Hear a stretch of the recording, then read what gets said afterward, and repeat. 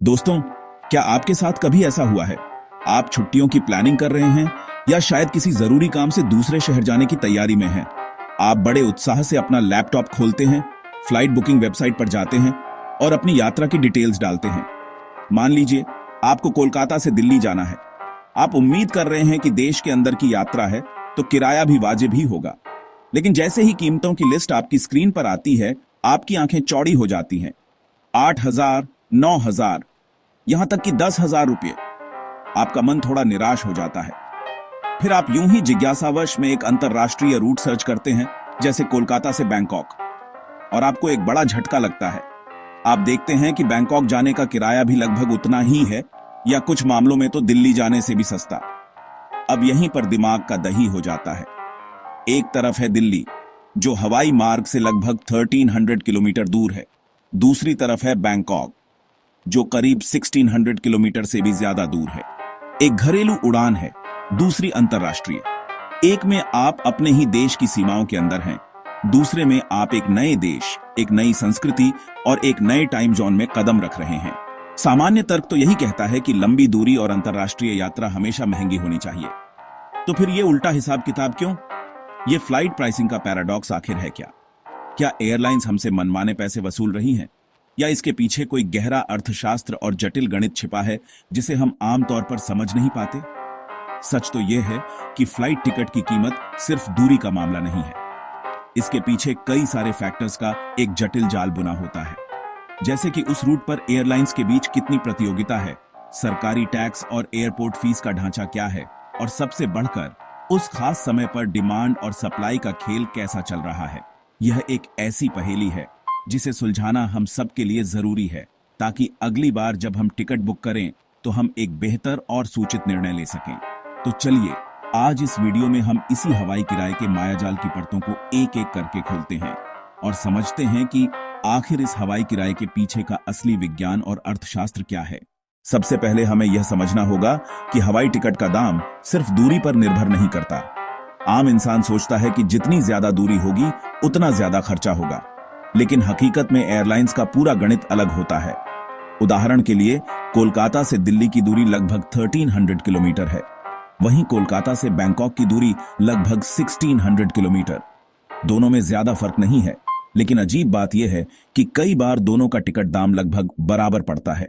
तो असली खेल क्या है? दरअसल एक हवाई जहाज के टिकट का दाम किसी एक चीज से नहीं, बल्कि कई सारे फैक्टर्स के एक जटिल जाल से तय होता है। लेकिन इस जाल में दो सबसे बड़े और सबसे जिद्दी खिलाड़ी हैं, फिक्स्ड कॉस्ट और टैक्स। ये वो खर्चे हैं जो एयरलाइन को चुकाने ही पड़ते हैं, चाहे प्लेन में एक सवारी हो या 100। सबसे पहले बात करते हैं फिक्स्ड कॉस्ट की।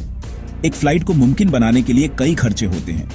एयरलाइंस को हर फ्लाइट के लिए एयरपोर्ट को फीस देनी पड़ती है, जैसे लैंडिंग, पार्किंग और टर्मिनल इस्तेमाल का चार्ज। फिर आती है स्टाफ की salary, pilot, cabin crew, ground staff, engineers, इन सब की सैलरी एक बड़ा फिक्स्ड खर्चा है जो हर फ्लाइट पर बंटता है। और सबसे जरूरी है हवाई जहाज की मेंटेनेंस। सेफ्टी के लिए जहाजों की नियमित और महंगी जांच होती है, जिसे एयरलाइन नजरअंदाज नहीं कर सकती। इन सब के ऊपर है खुद हवाई जहाज की लागत। ज्यादातर एयरलाइंस प्लेन लीज पर लेती हैं, जिसका करोड़ों का किराया हर महीने देना ही पड़ता है। अब यहीं पर असली खेल समझ आता है। चाहे फ्लाइट छोटी दूरी की हो या लंबी, ये सारे फिक्स्ड खर्चे, airport fees, ground staff, maintenance, लगभग बराबर ही रहते हैं। दूरी बढ़ने पर सिर्फ फ्यूल का खर्चा बढ़ता है, लेकिन टिकट के दाम का बड़ा हिस्सा इन फिक्स्ड कॉस्ट से पहले ही तय हो जाता है। इसीलिए छोटी दूरी की फ्लाइट्स अक्सर महंगी लगती है। फिक्स्ड कॉस्ट की इस चुनौती के बाद आता है टैक्स का पहाड़।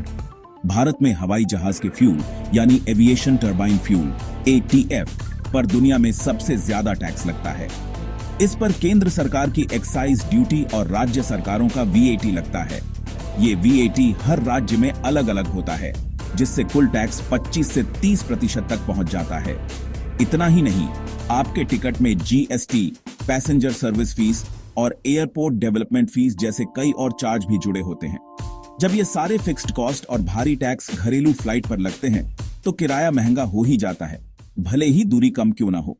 तो अब आपके मन में सवाल उठ रहा होगा, अगर डोमेस्टिक फ्लाइट्स में इतने सारे टैक्स और चार्जेस लगते हैं, तो इंटरनेशनल फ्लाइट्स तो और भी कई गुना महंगी होनी चाहिए। आखिर वो सिर्फ एक राज्य से दूसरे राज्य नहीं, बल्कि एक देश से दूसरे देश का लंबा सफर तय करती है। उनमें तो और भी ज्यादा फ्यूल, लंबे क्रू आवर्स और इंटरनेशनल नेविगेशन चार्जेस लगते हैं। तो फिर ऐसा कैसे हो सकता है कि कभी कभी कोलकाता से दिल्ली की फ्लाइट कोलकाता से बैंकॉक की फ्लाइट से भी महंगी मिल जाए? इस पहेली का जवाब दो शब्दों में छिपा है, टूरिज्म और कंपटीशन। ये दो ऐसे शक्तिशाली फैक्टर्स हैं जो इंटरनेशनल फ्लाइट्स की पूरी इकोनॉमिक्स को बदल देते हैं। चलिए इन दोनों को एक एक करके समझते हैं। सबसे पहले बात करते हैं टूरिज्म की। थाईलैंड, वियतनाम, मलेशिया और दुबई जैसे कई देश अपनी इकोनॉमी के लिए टूरिज्म पर बहुत ज्यादा निर्भर करते हैं। उनकी सरकारें ये बात अच्छी तरह समझती हैं कि अगर उनके देश आने की पहली सीढ़ी यानी फ्लाइट टिकट सस्ती होगी तो ज्यादा से ज्यादा टूरिस्ट आएंगे। एक टूरिस्ट सिर्फ फ्लाइट टिकट पर ही पैसा खर्च नहीं करता, वो वहां आकर होटल में रहता है, रेस्टोरेंट्स में खाता है, शॉपिंग करता है और घूमने फिरने पर भी खर्च करता है। इस पूरी चेन से देश को फ्लाइट टैक्स से कहीं ज्यादा कमाई होती है। इसलिए ये देश जानबूझकर अपनी एयरपोर्ट फीस, लैंडिंग चार्ज और पैसेंजर सर्विस टैक्स को बहुत कम रखते हैं या एयरलाइंस को सब्सिडी देते हैं। ये एक तरह का इन्वेस्टमेंट है, कम टैक्स लेकर ज्यादा टूरिस्ट और ज्यादा फॉरेन करेंसी को आकर्षित करना। जब किसी एयरलाइन को डेस्टिनेशन एयरपोर्ट पर कम पैसे देने पर डीडी देते हैं तो उनकी ऑपरेशनल कॉस्ट सीधे सीधे कम हो जाती है और इस बचत का फायदा वो सीधे पैसेंजर्स को देती है ताकि उनकी फ्लाइट्स ज्यादा आकर्षक लगे और ज्यादा बुक हों। अब आते हैं दूसरे और सबसे बेडीधे फैक्टर पर, कंपटीशन। इंटरनेशनल रूट्स पर कंपटीशन का लेवल डोमेस्टिक रूट्स के मुकाबले कहीं ज्यादा होता है। भारत के अंदर किसी एक रूट पर आपको ज्यादातर 2 या 3 ही एयरलाइंस ही मिलेंगी, लेकिन जब आप एक पॉपुलर इंटरनेशनल रूट को देखते हैं तो मैदान में कई खिलाड़ी होते हैं। उदाहरण के लिए कोलकाता से बैंकॉक के रूट को ही ले लीजिए। इस रूट पर भारत की इंडिगो, एयर इंडिया और स्पाइस जेट जैसी एयरलाइंस तो हैं ही, साथ में थाईलैंड की अपनी नेशनल कैरियर थाई एयरवेज और थाईलैंड एयर जैसी एयरलाइंस भी ऑपरेट करती हैं। इसके अलावा सिंगापुर एयरलाइंस या मलेशियन एयरलाइंस जैसी दूसरी एयरलाइंस भी एक स्टॉप के साथ कॉम्पिटिटिव दाम पर टिकट ऑफर कर सकती है। इतने सारे ऑप्शंस होने का सीधा मतलब है प्राइस वॉर। हर एयरलाइन अपनी सीटें भरने के लिए दूसरी एयरलाइन से बेहतर दाम देने की कोशिश करती है। कोई सबसे सस्ता बेस फेयर देता है तो कोई बेहतर सर्विस या ज्यादा बैगेज अलाउंस के साथ ग्राहकों को लुभाता है। इस जबरदस्त कंपटीशन का सीधा फायदा हम जैसे पैसेंजर्स को मिलता है और टिकट की कीमतें कम रहती हैं। यही वजह है कि एक लंबी इंटरनेशनल यात्रा कभी-कभी एक छोटी डोमेस्टिक यात्रा से भी सस्ती पड़ जाती है। लेकिन अगर आप कोलकाता से दिल्ली की बात करें तो यहाँ रूट लिमिटेड एयरलाइंस के पास है और डिमांड बहुत ज्यादा है। दिल्ली भारत की राजधानी है, यहाँ रोज लाखों लोग बिजनेस, सरकारी काम या स्टूडेंट्स के लिए जाते हैं।